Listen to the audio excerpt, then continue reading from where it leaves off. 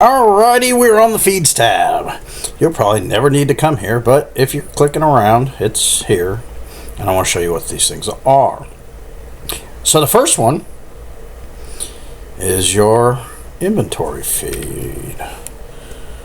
Let's see.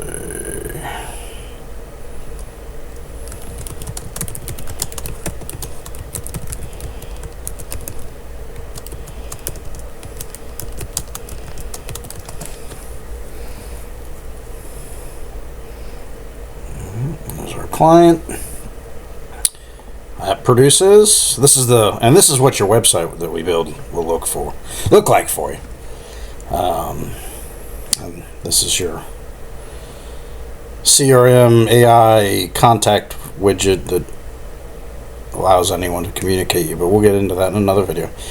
So that's your inventory feed. This is what it looks like. And there's your AI description, all your images, all the stuff about the car, location, obviously a contact form that automatically will pre-fill the vehicle that you're looking at. So that's how they get you, and that's what starts the buying behavior or system or whatever you want to call it. So that's your feed. That's the first one.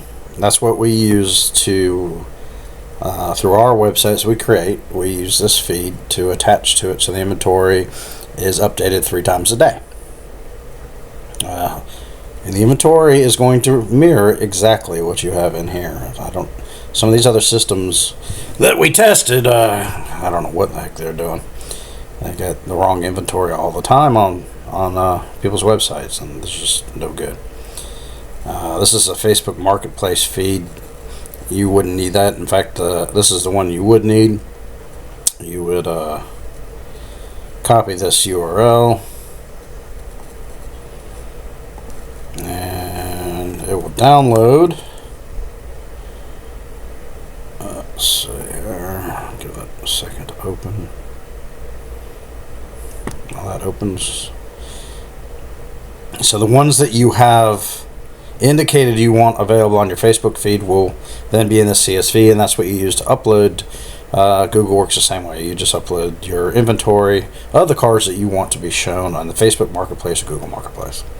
And we've got an embed widget, which means you can literally embed your inventory on any website you have anywhere.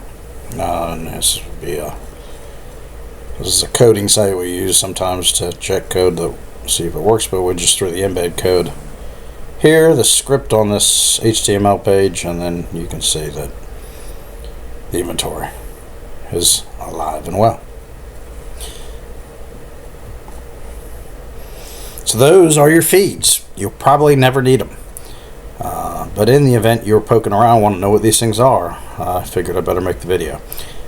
So we will get to your settings tab next, and you'll know how to use this thing from top to bottom.